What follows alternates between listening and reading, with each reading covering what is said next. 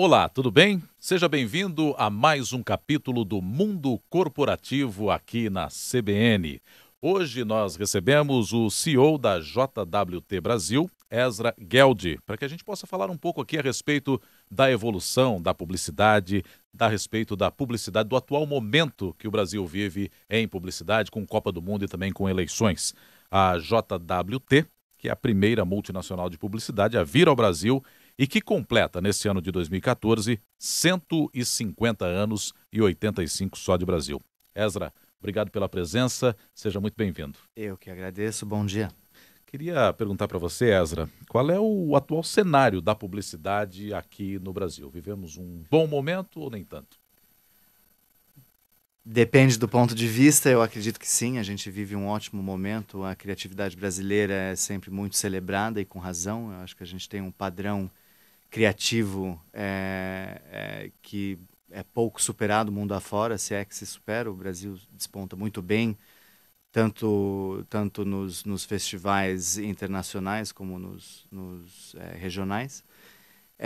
E eu acredito também que o Brasil acompanha muito bem a evolução que vem acontecendo no mercado publicitário no mundo inteiro, com o advento das tecnologias digitais e como a gente vem aproveitando e se valendo delas para melhor comunicar as nossas marcas às pessoas.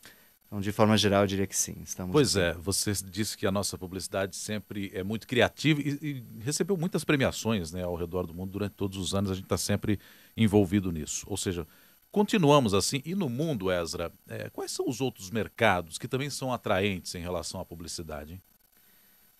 Eu acho que depende muito de por que ótica a gente está fazendo a leitura. Do ponto de vista criativo, certamente não podemos ignorar os Estados Unidos, o Reino Unido, a Argentina tem um legado muito forte também. É, Tem alguns outros países aí que também despontam bem. Depois, se você for olhar do ponto de vista de tecnologia e o uso da tecnologia na comunicação, obviamente, os japoneses e os outros países da Ásia também despontam muito bem. Então, depende muito da ótica pela qual a gente vê. Mas eu tenho, obviamente, um carinho especial, porque eu acho que o brasileiro sabe contar histórias de uma forma diferenciada. Ah, isso é bacana, isso é legal. A gente perguntou do atual momento, né, da publicidade, e eu lembro de ter visto uma entrevista tua que você dizia: ano par geralmente é bom para a publicidade, porque você tem eleição, tem algum outro tipo de evento. Nesse ano nós tivemos a Copa do Mundo e vamos ter eleição ainda. 2014 é um ano bom? É um ano bom do ponto de vista que poderia ter sido um ano muito pior. Assim, eu acho que a economia mundial e a economia brasileira estão, no melhor das hipóteses, mais ou menos. Acho que a gente poderia, todo mundo concordaria, a gente poderia estar crescendo muito mais do que estamos.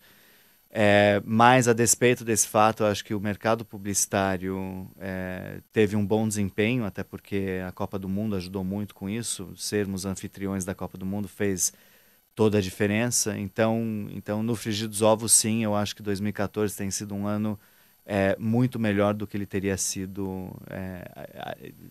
Foi bom a despeito da situação econômica global e nacional. A Copa do Mundo equilibrou isso.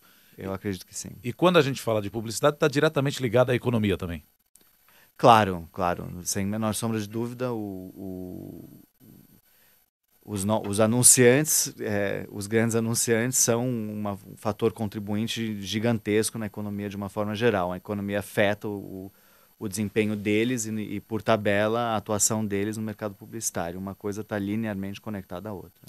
Ô Ezra, nós nos acostumamos, né, com a publicidade em veículos tradicionais, rádio, TV, revistas, e hoje a gente tem internet aí. O que é que se desenha para o mercado publicitário com a internet? Ou o que é que está posto, né, já que a internet já está aí, a gente tem a publicidade por todo lado. Tem um mundo de oportunidades, a velocidade com a qual as coisas vêm mudando e a gente precisa adaptar o nosso modelo de negócios e o nosso modelo de comunicar e de fazer comunicação. Eu diria que isso vai até além da internet. A internet é uma vertente disso, mas na realidade todas as tecnologias digitais fazem com que tudo e qualquer coisa que se comunica pode estar interconectado. E isso tem um impacto tremendo no nosso negócio, na forma que a gente faz propaganda, porque, bom, de uma forma bastante é, simples talvez, mas antigamente as pessoas não tinham a opção de responder para os anunciantes e para as marcas, e hoje em dia elas têm. Então, não é só a marca dizendo eu sou X e aceite ou não aceite, é a marca dizendo eu sou X e tem toda uma onda de o consumidor poder responder e dizer eu gosto de X, não gosto de Y, gosto de não sei o quê.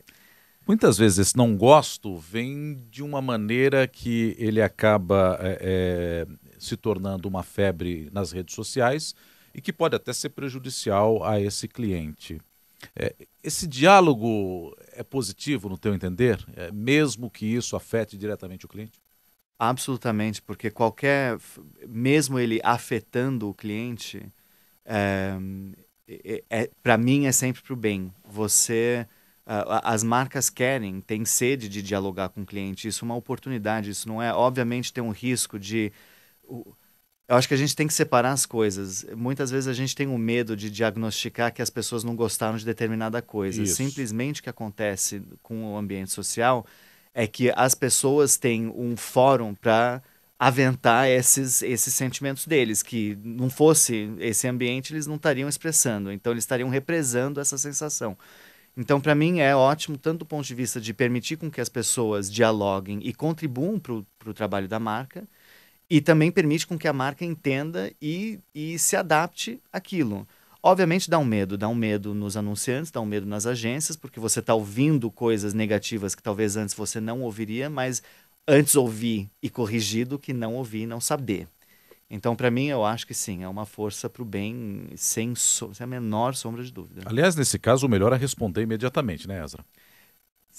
Sim, eu acredito que sim, embora a gente também tenha que tomar cuidado para não ser reativo. Eu acho que o que vem acontecendo no mercado publicitário é que as marcas, os anunciantes e as agências passaram por um momento, acho que a gente já amadureceu um pouco, mas a gente É. passou por um momento de pânico diante de qualquer resposta negativa das pessoas, não saber, nossa, a gente nunca ouviu coisa negativa, então querer responder rápido demais Ou ainda isso vai se espalhar para um monte de gente, né? vai se espalhar, etc. E, na realidade, o diálogo faz parte do dia a dia. Não temos que ter medo, e eu acho que mais importante do que reagir imediatamente é ter uma resposta que é fiel aos valores da marca e do anunciante. Então, tem momentos que determinadas marcas vão desagradar. Isso sempre fez parte da nossa vida. O ponto é se manter fiel ao que significa a marca, quais são os valores da marca e como a gente pode trabalhar ela. Tem muita gente que reclama, Ezra, da chamada publicidade invasiva na internet. Estou eu lá navegando pela minha rede social ou por algum outro tipo de situação na internet e me aparece lá um comercial de alguma coisa, uma publicidade de determinado produto. E nem sempre eu quero aquele produto e a pessoa acaba se sentindo um pouco invadida quanto a isso. A gente até conversava um pouco fora do ar a respeito disso. Queria que você comentasse um pouco essa questão daquilo que chamam de publicidade até certo ponto invasiva na internet. Eu acho que as pessoas estão reagindo ao fato que estão recebendo mensagens que se dizem relevantes a elas. Então eu tenho uma resposta em duas partes. O primeiro ponto é, ela não deveria ser considerada menos invasiva do que qualquer outro ambiente. Então, Tá. nós somos muito bem versados em ler uma revista e passar por um anúncio batido porque não é relevante para a gente. É isso. No ambiente digital é a mesma coisa.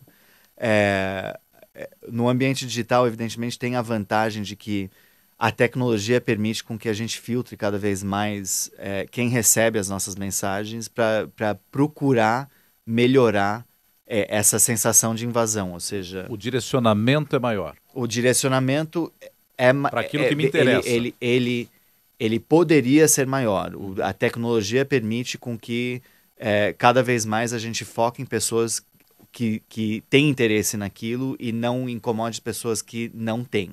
Obviamente, isso é uma questão de evolução da tecnologia. Com o tempo, eu acho que isso vai se sofisticar e a nossa sensação de invasão vai passar. Posto isso, isso depende também da tecnologia entender os hábitos das pessoas. E as pessoas vão ter que se acostumar com isso, porque a partir do momento que você aceita que os seus hábitos de navegação são compreendidos por um anunciante ou por um veículo, você está, por um lado, pedindo que você filtre as mensagens, mas ao outro lado você está cedendo as suas informações até um certo ponto. Então, tem um saldo aí. Pela tua explicação, então, eu tenho até um filtro maior na internet do que nos veículos tradicionais. Por exemplo, talvez eu encontre produtos que me interessam mais na internet do que no veículo tradicional, seja rádio ou televisão ou até mesmo uma revista. Eu vou me deparar mais com anúncios que não tem a ver comigo. Eu acho assim, eu sou mídia por vocação, então Aham. isso aqui é tema que é importante para mim. Assim, eu acho que nunca vai ser tão um extremo ou outro. Eu acho que a gente se vale dos dois ambientes. Por um lado, os ambientes digitais permitem um filtro maior, uma especificidade maior de quem você atinge. Por outro lado, tem uma questão de contextualização. Os meios chamados tradicionais, a gente tem uma garantia de contextualização editorial maior até hoje. Eu acredito que a tecnologia esteja evoluindo nessa direção também, mas numa revista, por exemplo, quem está decidindo o anúncio que eu vejo é o planejador de mídia do anunciante e o departamento comercial do veículo.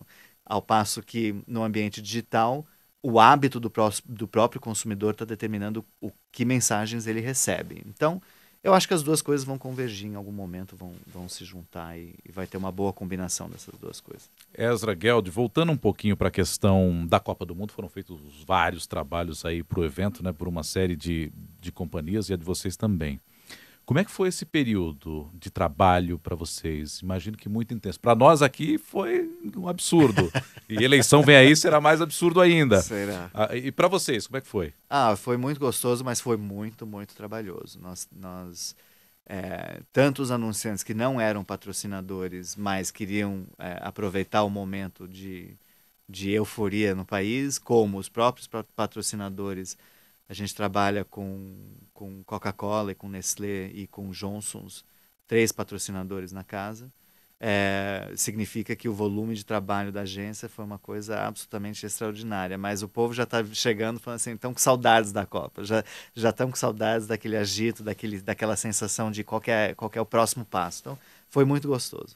Em relação à Coca-Cola, vocês faziam uma atualização real-time dos comerciais das peças, né? Sim, a gente integrava parte de uma equipe que estava respondendo em tempo real nos ambientes sociais e também na televisão, fazendo conteúdos que eram relevantes para aquele momento. Então, isso também remete um pouco à sua pergunta original de como caminha o mundo da publicidade. O mundo da publicidade está caminhando para um modelo cada vez mais responder em tempo real. E nós tivemos um grande êxito com isso, com Coca-Cola, durante a Copa.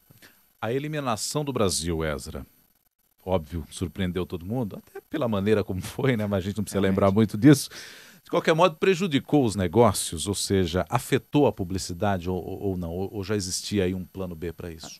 A publicidade, de forma linear e direta, no curtíssimo prazo, não, porque os planos para aquele momento já estavam estabelecidos. Não dá para... A gente tem que ter um mínimo de planejamento curto, médio prazo. Eu diria que os negócios mais para o varejo, para os bares, assim, o Brasil perdeu uma véspera de feriado para São Paulo, por exemplo. Então, na cidade de São Paulo, isso eu acredito que tenha tido um impacto bastante negativo. E, obviamente, se o Brasil tivesse vencido aquele jogo, a gente teria tido uma euforia continuada do brasileiro com a Copa. Mas eu acho que não... A gente estava em festa, o país estava em festa, a gente seguiu e os planos dos publicitários também seguiram. Talvez deixamos de ganhar, então. Não perdemos. Deixamos de ganhar, eu diria, exatamente. Não perdemos. Eu falei em plano B e eu queria mostrar uma peça que vocês fizeram aqui, que é meio um plano B para a derrota do Brasil, né? E eu queria que você comentasse depois que a gente mostrar no ar aqui para o público da CBN. Vamos acompanhar. E naquela época, você não tinha televisão, você tinha o rádio. E todo mundo ficava do lado do rádio tentando ouvir. O país inteiro chorou porque por que você ia fazer uma Copa que todo mundo lutou por ela? Essa tristeza, ela passa. A vida tem outras coisas maravilhosas para oferecer.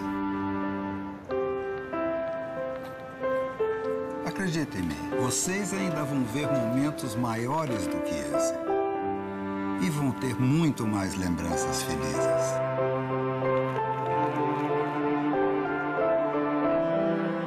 E com toda certeza, ainda vão ver o Brasil ser campeão.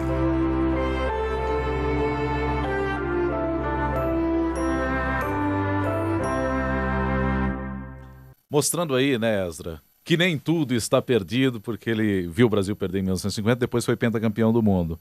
Eu queria que você contasse um pouco a respeito dessa peça aí. Quanto tempo demorou? Imagino que tenha sido muito rápido para a confecção. Foi uma questão de, acho que 4 dias. Teve que ser, né? Porque a Coca-Cola, principalmente, é tão atuante no ambiente de futebol e tão atuante especificamente na Copa, que não daria para ficar sem resposta. Não dá para uma marca da estatura dela não fazer algum tipo de comentário. O desafio, obviamente, é você, nesse período extremamente curto, o criativo conseguir sair com uma ideia que realmente seja relevante, porque esse tipo de trabalho, o criativo poderia demorar 2 semanas para chegar nisso, assim, é muito difícil. Agora, com super orgulho, assim, os criativos, uma equipe fantástica, e eles foram verdadeiros. Eles só fazem, gente, qual que é a sensação de todo brasileiro agora, nesse exato momento? Nossa, a gente poderia ter sido hexa. O que aconteceu? Assim, aquilo estava tão próximo ao alcance e não... Daí a gente começou a pensar, assim, gente, mas como capturar essa sensação do quase, mas ao mesmo tempo uma mensagem otimista, porque obviamente essa é a alma de Coca-Cola. A frustração e a esperança. A frustração, a esperança e, queira ou não, a felicidade de que vamos celebrar o bom, vamos celebrar o lado positivo disso tudo.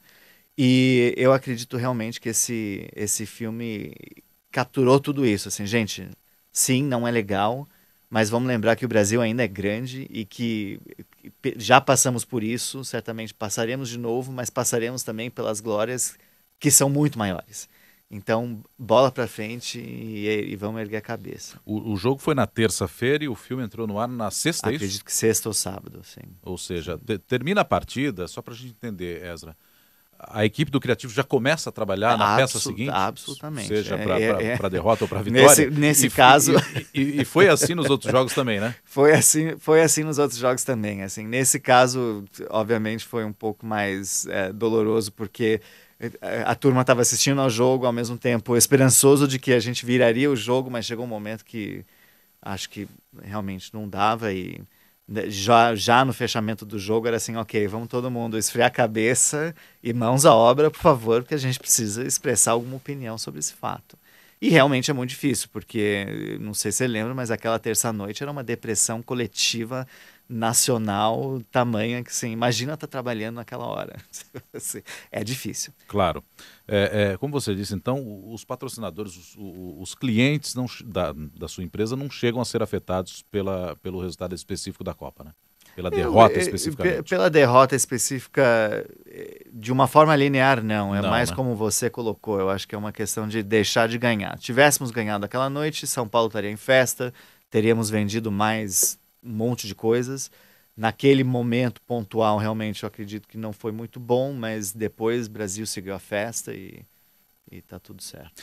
A JWT está comemorando 150 anos em nível mundial, né? E Sim. 85 anos aqui no Brasil. Queria que você falasse um pouco a respeito desses 150 anos, daquilo que você já leu, daquilo que você tem acompanhado da empresa em nível mundial. Olha, os 150 anos realmente é um marco muito importante para a gente. Eu acho que é um marco importante para qualquer empresa. Sim. É indício de que alguma coisa estamos fazendo certo, de que conseguimos evoluir com os tempos, etc. E para uma empresa de publicidade, eu acho que tem um significado duplo, porque a publicidade é muito agitada, é muito rápida. Você só sobrevive se você consegue se manter relevante. Assim, tem muitas empresas que abriram e fecharam nesses 150 anos. Muitas empresas. A própria JWT passou por momentos não legais e passou por glórias fantásticas. Então, o fato é, como todas as grandes empresas, quando se completa um marco como esses, é um motivo legítimo, uma celebração. A JWT se orgulha de ser uma empresa pioneira. Eu acho que, se não me engano, é de fato a primeira agência de publicidade do mundo. Não é só... foi a primeira a se incorporar como tal. Tem uma série de exemplos do pioneirismo da JWT que pautou a evolução do mercado publicitário e por esse motivo e muitos outros eu tenho um super orgulho de trabalhar na Thomson. E no Brasil... Desculpa. Não, pode concluir. Não, e no Brasil, obviamente, a história é igualmente feliz. Assim, temos 85 anos de Brasil, fazemos parte dessa história fantástica que é a propaganda brasileira e estamos em plena celebração. E são 85 anos de Brasil, imagino que seja um mercado que deu muito certo por aqui, né? Claro. Sim. O escritório brasileiro da JWT, nós aqui no Brasil, somos bastante representativos na rede no mundo. Você falou de pioneirismo da JWT. Você tem exemplos disso? E assim, o que é que foi apresentado de transformação nesse mundo publicitário e até de pioneirismo pela JWT? Aí você pode citar o mundo até mesmo aqui no Brasil. Na realidade, eu tenho exemplos, acho que dos dois.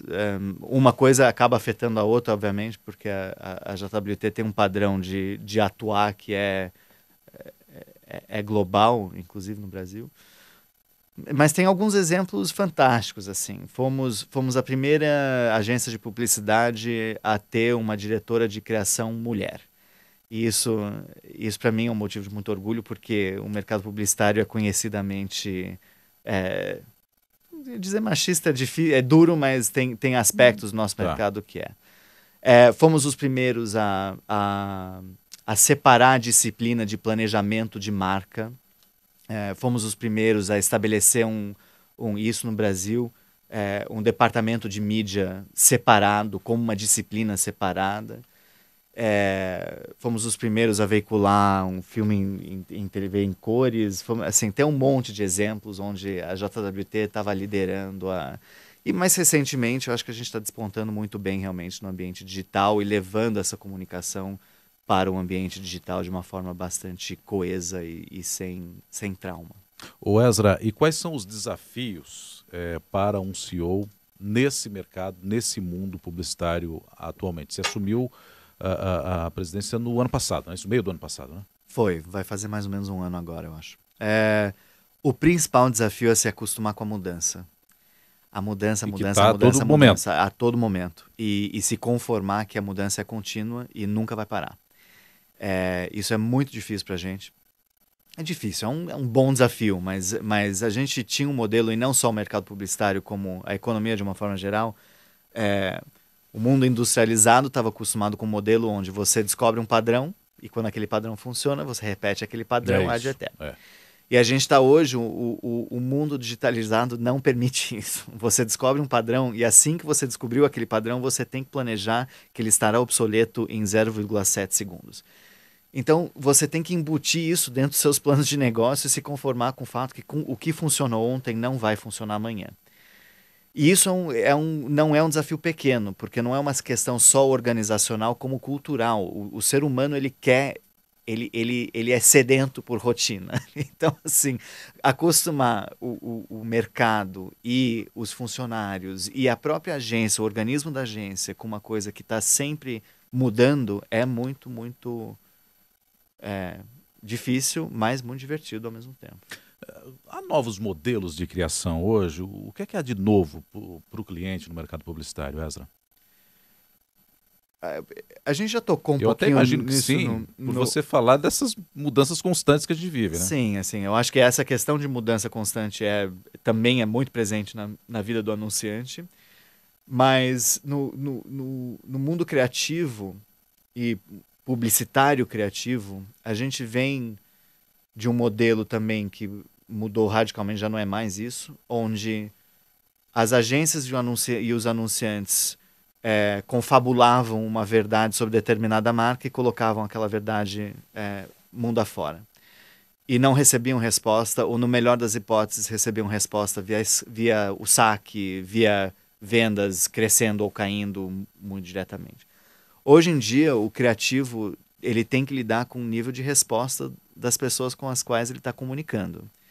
E então, a socialização da publicidade, para mim, é o maior desafio do criativo, porque ele tem que estar sempre pronto a responder, a dialogar. Hoje não é mais um monólogo, é um diálogo. E é imediato. E é imediato. E antigamente era um diálogo também, claro. Se você sentia que o consumidor não gostava de determinado posicionamento, não gostava disso ou aquilo, você fazia os seus ajustes, mas entrava na pesquisa, depois não sei o quê.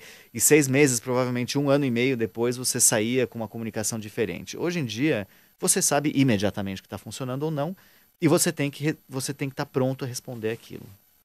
O Ezra, criatividade tem idade?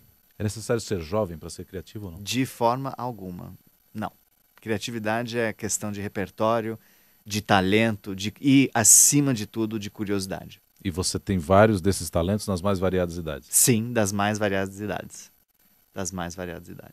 Porque muitas vezes a gente fica imaginando aqui que o criativo é só aquele que é novo, porque está acostumado com a tecnologia nova e etc. E não é bem assim, né? Não é bem assim. De fato, eu entendo que o mercado publicitário e o mercado anunciante passou um período já superado fomos atropelados pela tecnologia de tal forma que a gente ficou de cabelo em pé e falou assim, o que a gente vai fazer? E fomos contratar um monte de moleques de 12 anos que entendiam da tecnologia. E, obviamente, moleque de 12 anos tem muitas vantagens, entendem de tecnologia, mas tem também muito que crescer e entender. E, hoje em dia, eu acho que voltamos a ter um nível de maturidade nas agências, nos anunciantes, que está favorecendo muito a publicidade. E esse criativo, claro, tem que estar se exercitando o tempo inteiro, né, Ezra? O tempo inteiro. Porque como você disse, o volume de transformação que a gente tem no dia a dia é muito grande. O Ezra, para onde evolui esse mercado publicitário, na tua opinião? Para onde estamos indo nesse momento? Estamos evoluindo e, em muito breve, chegando num momento de interconectividade quase absoluta. Então, o que você comunica na televisão vai estar linearmente conectado com o que você comunica no celular do sujeito, conectado ao que ela vê na academia, ao que ela ouve no rádio, ao que ela lê na revista, no jornal. E, claro, não podemos esquecer o que ela vai experienciar na própria loja, seja essa loja virtual ou física.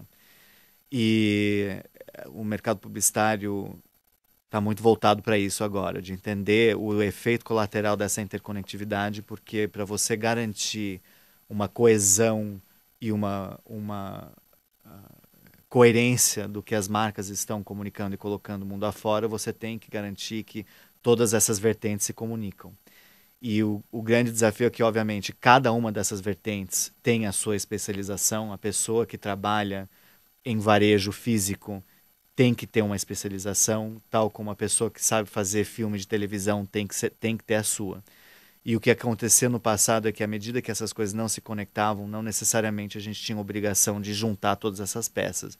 Hoje é um quebra-cabeça cada vez mais complexo, cada vez mais plural, e que precisamos voltar as nossas atenções para entender como uma coisa afeta a outra. Porque você, como pessoa sendo exposto às marcas, você quer ter a mesma experiência em todos os seus momentos com a marca, ou experiências coerentes. E isso é um desafio bacana, mas... Eu posso concluir que isso gera mais trabalho ou não?